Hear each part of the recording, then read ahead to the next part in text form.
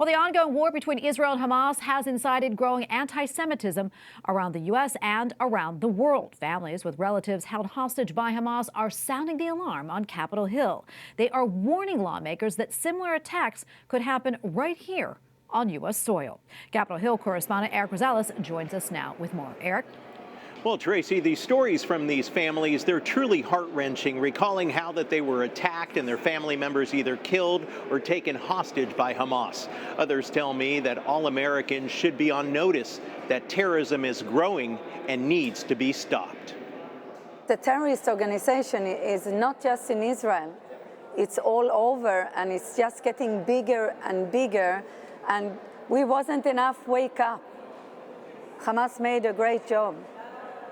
But the world, wake up, what's happening in Europe, what's happening here. It's not an America problem or an Israel problem. It's a world problem. We need to get everyone to understand that. Family members tell me they're grateful to U.S. officials' continued efforts to bring over 200 remaining hostages home. So I have to say that I always knew that the United States of America is our friends, but I never knew their family. Congressman Chris Smith, who chairs the Subcommittee on Global Human Rights, agrees anti-Semitism around the world is growing.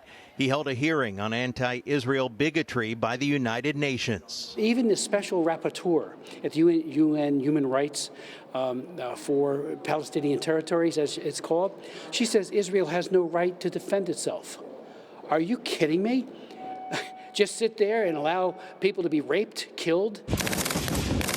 And then there's the issue of aid to Israel. The $14.3 billion bill passed by House lawmakers is at a standstill. Senate Democrats want the Israel-only aid bill to include money for Ukraine and the U.S. border. It's not the time to stop. It's not the time to let evil win. The Ukrainian ambassador to the U.S. tells me the war in her country has worldwide importance and should not be forgotten.